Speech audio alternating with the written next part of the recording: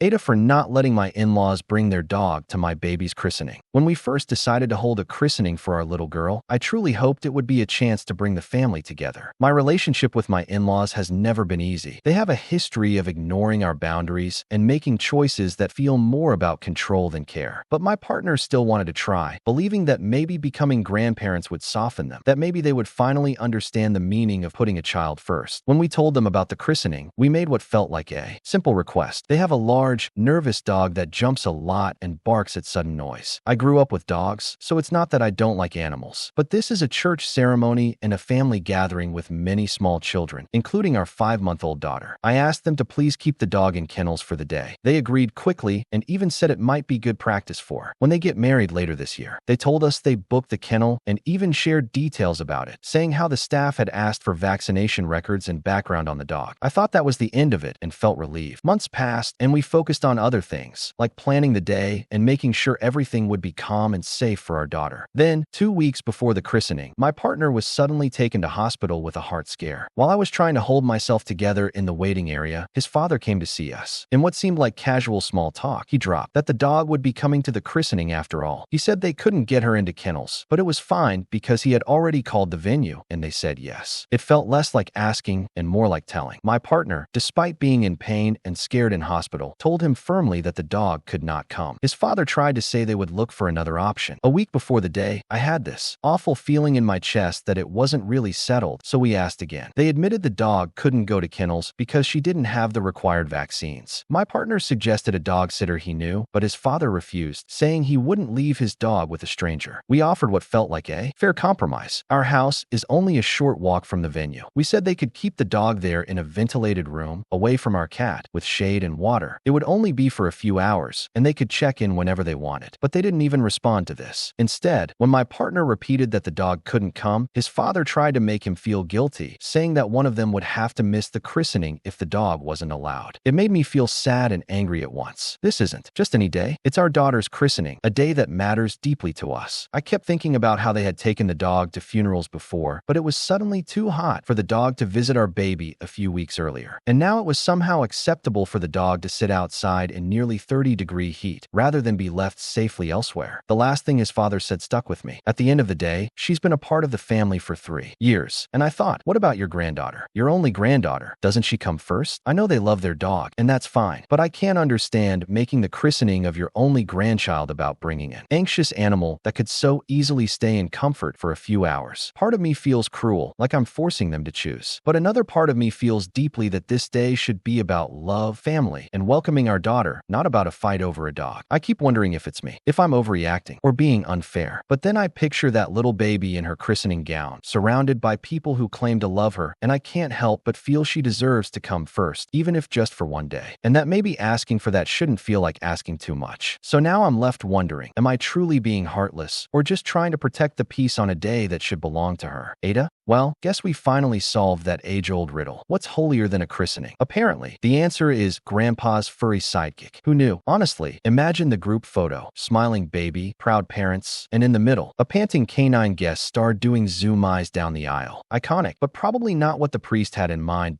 Pro tip. Next time they say she's family, nod politely and say, great, then she can babysit while you two come celebrate. Your actual human descendant. Watch the confusion bloom that it's wild how putting the baby first somehow sounds controversial only when there's a 4-legged diva involved. Like, sorry kiddo, you've only been alive 5 months. You'll understand your place in the pecking order when you're older. Real talk. It isn't heartless to want the day to be about your daughter, not an emotional standoff over kennel reservations. It's called basic parenting energy. And hey, if grandpa's still stuck, maybe suggest a dog-themed christening next time. Bring squeaky toys instead of candles. Replace holy water with puppy shampoo and let chaos reign. Bet even the dog would. Bark, no thanks. Bottom line, your baby deserves to be the main event. Everyone else, paws included, can take a respectful back seat just this once. Story 2.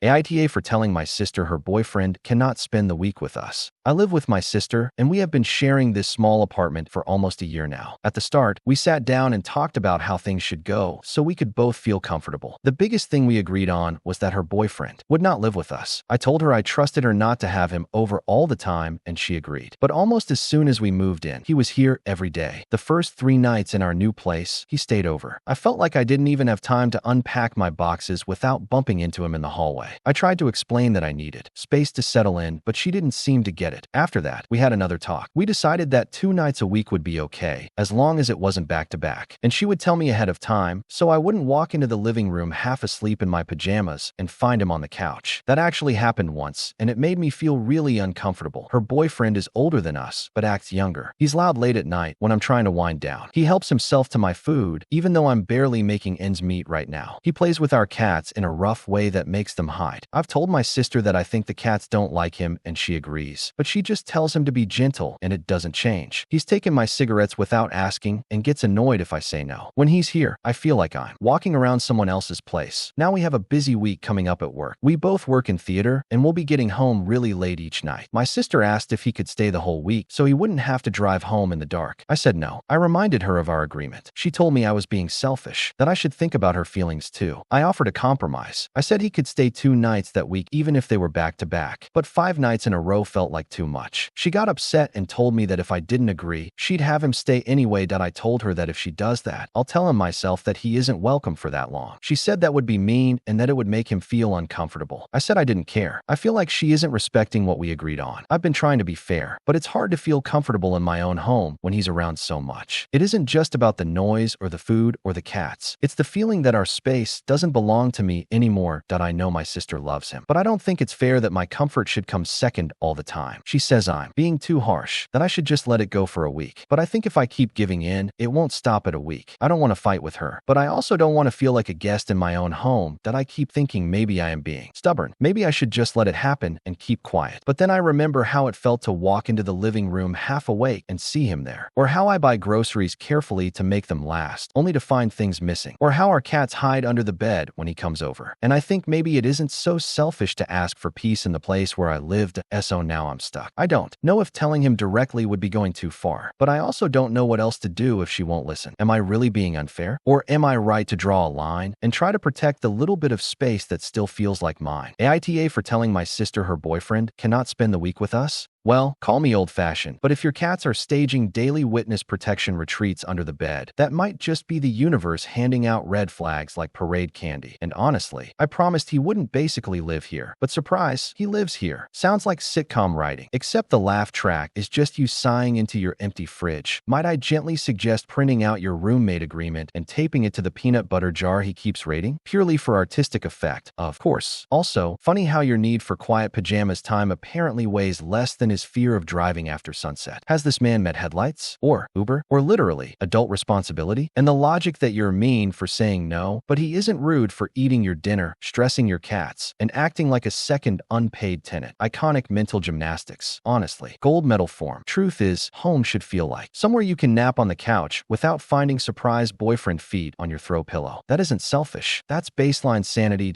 Oh no, you're not a villain here. You're just someone who'd prefer their living room not come with a free uninvited +1. Tell him directly if you must. You've got every right to guard your couch, your cats, and your cigarettes like the precious treasures they are. Before we move on to the next story, don't forget to like and subscribe. Also, tell us your favorite story in the comments. And if you have your own story to share, let us know down there too. Story 3. AITAH for yelling at a mother after her kid grabbed my child underwater. We were staying at a small hotel near the coast. It was meant to be a quiet break. Just me, my wife, and our 2 little girls, ages 2 and 4. One afternoon, we decided to spend some time at the pool. It wasn't crowded. There were only a few people sitting on the lounge chairs nearby. My wife took the 2-year-old into the shallow end while I stayed closer to the middle, helping our 4-year-old practice swimming without her floaties. She was doing well, so I kept her close, always within reach, letting her kick and float a little so she could gain some confidence. Then a girl, maybe around 10 or 11, 11, came into the pool. She seemed excited, splashing around with her brother. I noticed pretty quickly that she didn't seem very aware of how her actions affected people around her. At one point, my wife had her back turned while holding our younger daughter, and the girl got right up behind her. She reached over my wife's shoulder trying to grab at our toddler, then started making strange faces so close that my wife had to turn and step away. Some adults sitting nearby called out to her about her safety bubble, and she moved off for a bit that we decided to go into the smaller kiddie pool for a while so our youngest could play more safely. I stayed in the big pool with our older girl. All the while, I kept an eye on that older child. Not because I thought she meant harm, but because she was unpredictable. I could see her getting rough with her brother, sometimes pushing him under. After some time, one of her grandparents came into the pool, probably to help keep things calmer. But even then, the girl seemed restless and kept darting around. Then, in just a moment, it happened. My daughter had just kicked off from the wall, and before I could react, the older child lunged from behind and wrapped both arms around my child's neck, trying to push her under. My heart jumped. I reached out, grabbed my daughter, pulled her up, and shouted, "Excuse me." I held her close, lifted her onto the poolside, and she ran, crying, back to her mom. I got out of the pool, my heart pounding. I wasn't going to say anything else. My only thought was making sure my kid was okay. But then the girl's mother came over, and instead of asking if my child was hurt or apologizing, she started to explain that her daughter was autistic. She told me that all I had to do was say "safe space," and her daughter would have let go. She kept repeating it like we should have known. I stood there, trying to stay calm, but I couldn't help it. I raised my voice and said, "No, that's not okay." Over and over, that's all I could say. She never once looked over at my daughter, who was still crying in my wife's arms. She didn't say sorry or ask if she was frightened. She just kept telling me that we should have used this phrase, that her child usually has someone in the water with her, and that they know how to manage it. But for almost half an hour, no one had been with her, and my daughter ended up with someone's arms around her neck. That I know it must be hard to care for a child who struggles with impulse control, and I understand that they deal with challenges. I can't imagine. But at that moment, all I could feel was anger. Anger that my child had been scared and could have been hurt. And anger that the first words from that mother were instructions for next time instead of an apology for what just happened. Later, my wife and I talked about it. She feels the same. We both want to be understanding, but we also want our daughters to be safe, especially when we're right there trying to protect them. I keep replaying it in my head, wondering if I overreacted. But every time, I come back to the same thought. It wasn't our responsibility to know a private Q word, and it shouldn't have been my 4-year-old's job to stay out of reach of someone who could grab her like that. Now I'm left asking myself, was I wrong to be so angry? Was I wrong to say out loud that it wasn't okay? Or should I have just stayed quiet and accepted the explanation? All I know is my daughter still talks about how scared she felt, and I still feel that tightness in my chest thinking about how quickly it happened. And I can't help but wonder if that makes me the bad one here. AITAH for yelling at a mother after her kid grabbed my child underwater? Well, poolside diplomacy clearly wasn't on today's bingo card. And shout out to this safe space code word. Sure, let me just memorize everyone's private family passwords between sunscreen reapplications and convincing a 4-year-old not to eat pool noodles. Honestly, though, being told just say safe space while your kid is coughing up chlorinated water is a bit like being handed IKEA instructions after the table's already on fire. And love how the apology was apparently on vacation too. Must have been busy grabbing a snack at the concession stand while your kid nearly got submarine hug. Really, nothing says family fun day quite like learning your parenting strategy should have included secret keywords, ninja reflexes, and psychic mind reading skills. Next time, maybe also wear a cape just in case. Truth is, it isn't rude to be protective. It's literally the parent job description. And funny how next time keeps coming up when there really shouldn't be a next time someone grabs your child by the neck. So, no, you're not the villain for choosing lungs over etiquette. And your 4-year-old's peace of mind is worth way more than anyone else's comfort. Even if the pool was meant to be calm, you're allowed to go full lifeguard dad mode when it turns into surprise WWE. Bottom line, guilt floats, but so do boundaries. And sometimes it's okay to yell to keep them in place. Story 4. AITAH for being upset my friend vanished after getting a girlfriend. I have known Thomas since we were both 10. Back then it was simple. We played soccer in the yard until the sun went down and sat on the curb sharing stories that only made sense to us. A few years later I introduced him to my best friend Mia, and the three of us grew into a small group that felt like family. We would meet almost every weekend, laugh over nothing, and make plans for the next time before we even said goodbye. Then 6 months ago Thomas started dating Emily. At first, I was happy for him. Truly, it felt good to see him smile over someone new. But slowly, the small cracks in our friendship began to show. At first it was little things. He stopped replying as fast. He would miss a call or two. Then came bigger gaps. We planned to meet him after his move, and it took weeks before he found an hour. Even then, Emily was there the whole time. Not that it was wrong for her to come, but it felt like Thomas was there in body, not in spirit. And whenever we tried to text or call him, it was almost always Emily answering. Sometimes it was both of them on speaker, so we couldn't talk to him alone. And sometimes it was only her replying that we wanted to be patient. We know love can feel new and overwhelming, but it kept getting worse. Months passed, and we saw him only once in 7 months. And that was just to finally meet Emily after trying to plan it for so long. What hurt the most wasn't just the distance. It was knowing that Thomas and Emily would come into our town often, sometimes just minutes away from where Mia and I live. We would only hear about it from a story post later or by accident. No message, no quick call to say, hey, we're around. Do you want to join? Just silence. Then there's the way he barely talks to us anymore. One streak snap a day. That's it. No messages. No asking how we're doing. Mia is having surgery on her ankle soon, and we tried to plan something before she has to stay home to recover. We told Thomas weeks ago, gave him dates, asked what worked for him. His only answer was, I can see. No yes, no no, not even a maybe with explanation. Just that short reply that felt cold and distant. Mia and I sat together after and asked ourselves if maybe we were the problem. Maybe we expected too much. Maybe we didn't understand how new relationships feel. But then we remembered it wasn't just about not seeing him. It was about being shut out without a word, about not feeling important enough to even get a call back, about making space for his happiness, but not seeing him make space for us too. It makes me wonder if Thomas really wants us around anymore, or if he just doesn't know how to say it. It hurts to think about, because for years he felt like a brother, and now it feels like we're talking to a stranger who only shares his name. I keep asking myself if we're being unfair, if maybe friendship should step back when love comes in. But deep down, it feels like we're not asking for too much. Just a moment, a call, a sign that he remembers who we are and what we mean to him.